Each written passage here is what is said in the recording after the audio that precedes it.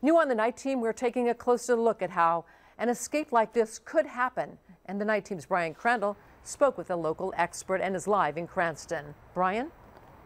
Oh, Patrice, escapes like this are rare. That's why there's so much attention, but it does have a lot of people thinking about what happens on the other side of fences like this.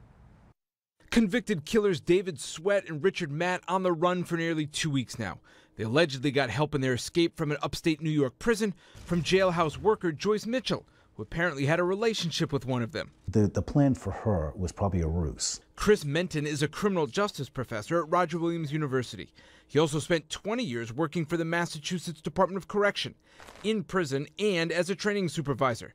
Menton says relationships can be formed behind bars, and some inmates are master manipulators. The temptation is there. He says an inmate once approached him to smuggle in drugs, but the rules for officers was simple. We tell them these people are not your friends. They're not people you socialize with.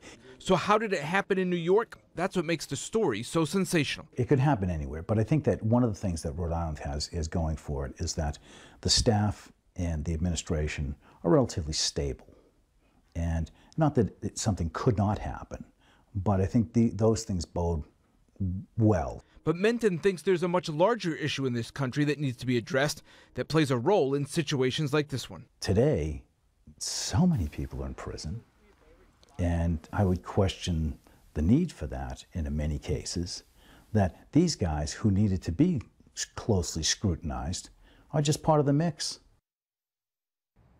And here at Rhode Island State Prison, the ACI, a couple of inmates have walked away from work details in the past few years. And back in 2010, a prisoner got out by posing as another inmate who was due to be released.